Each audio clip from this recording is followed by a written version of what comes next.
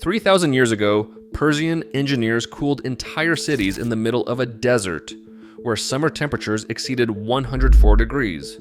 No compressor, no refrigerant, no electricity. They buried clay pipes underground and let the earth do the work. The modern air conditioning industry made sure you never learned about it. By the end of this video, you will know exactly why. Every civilization found the same answer. Every ancient civilization that endured extreme heat independently arrived at the same conclusion. The earth stays cool. Push air through enough underground mass, and the ground becomes the air conditioner. The Persians proved it. The Egyptians proved it. The Romans proved it. Different continents, different centuries, identical physics. In ancient Persia, as early as the 7th century BCE, engineers constructed qanats, underground channels carved through bedrock, stretching for miles beneath the desert. Hot air entered vertical shafts and traveled along passages lined with cold underground water. By the time that air reached the building above, it was cool enough to make desert summers survivable. Paired with towering wind catchers called badgers, these systems created continuous airflow through stone homes without a single moving part. In the city of Yazd in central Iran, a 33-meter wind catcher still stands today. It catches the wind, drives it underground, and the earth strips away the heat. No electricity, no pollution. UNESCO recognized the Persian Qanat as a World Heritage Site in 2016, not because it was a historical curiosity, but because it still works after 3,000 years.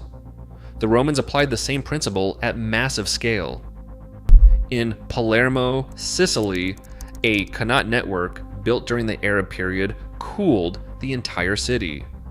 The famous Sciacca room in Palermo still uses water flowing through an underground channel combined with a wind tower to cool its interior today.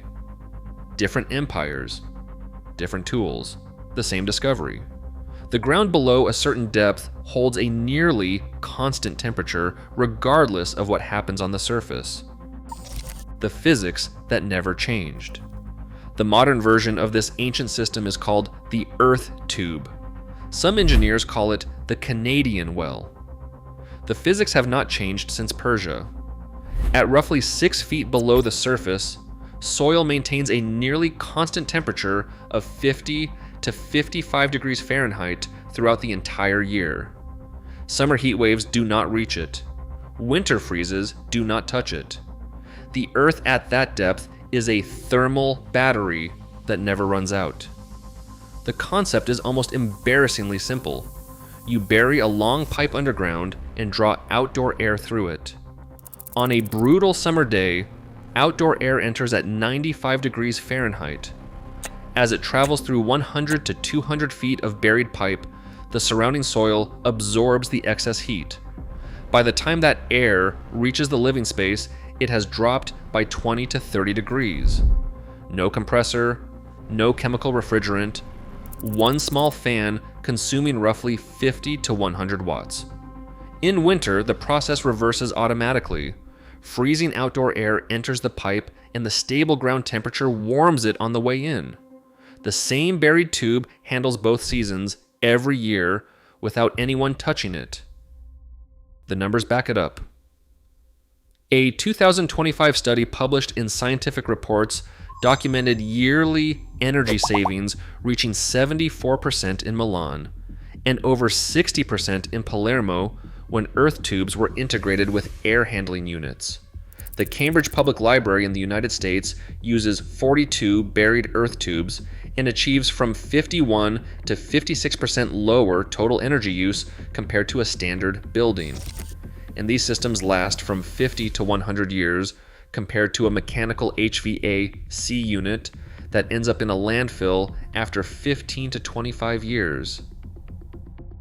The global HVAC market was valued at $174 billion in 2025. The average customer lifetime value for a single residential HVAC client is over $15,000. Compressors fail after 15 years. Refrigerant needs recharging. Service contracts renew every summer without you noticing. Now, picture an earth tube. One installation, one trench, one pipe. No compressor to replace, no refrigerant to recharge, no annual service visit. One fan that costs pennies per day to run, a lifespan measured in half centuries. One sale and then silence. Zero recurring revenue for anyone. No corporation operating inside a $174 billion industry had any reason to tell you this existed. And the regulatory system finished the job. Earth tubes are not explicitly banned, but they face something worse. They are completely unaddressed. The International Residential Code contains no provisions for earth-air heat exchangers, no testing protocol, and no installation standard. When a building inspector encounters something the code does not cover, the default answer is always no. Not because the system is dangerous, but because nobody wrote the rule saying it is allowed. Europe took a different path. When early installations in Austria, Denmark, and Germany revealed problems with condensation and mold from poor installation, the Europeans developed proper standards and taught builders how to do it correctly. Earth tubes have been common in European residential ventilation since the mid-1990s. The American response was to pretend the technology does not exist. The proof: they cannot argue with the earth. Ranger Center near Toronto uses 9 concrete earth tubes buried 3 meters underground. In winter, the system warms incoming air by as much as 20 degrees Celsius. In summer, it cools incoming air by 10 degrees Celsius. The system has been running continuously, and the building around it uses a fraction of the energy that a conventionally cooled structure of the same size would consume. This is not a prototype. It is not an experiment. It is a building that has been quietly proving the point for years, while the industry that profits from the alternative pretends it does not exist. The Persians solved this 3,000 years ago with a trench and the patience to let the earth do what it has always done. The temperature, 6 feet underground, is the same today as it was when they first carved their qanats through the desert. No marketing budget changed it. No building code moved it. No industry lobby touched it.